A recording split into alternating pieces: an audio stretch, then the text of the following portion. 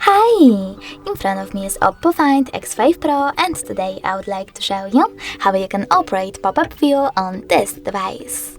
Firstly, open one of your apps like Play Store and click on this button with 3 lines. Now you need to click on those 3 dots at the top right corner of your app and select Floating Window.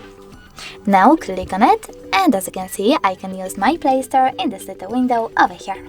If you wish to move it around, you need to hold this line over here and drag it. If you wish to use it overlay other apps, you can always click on Home button, open the other app and operate in both of them. If you wish to close this window though, you can tap on this X icon at the top right corner or simply close it in the background. Thanks so much for watching. If you enjoyed this video, don't forget to leave a like, comment and subscribe. Bye!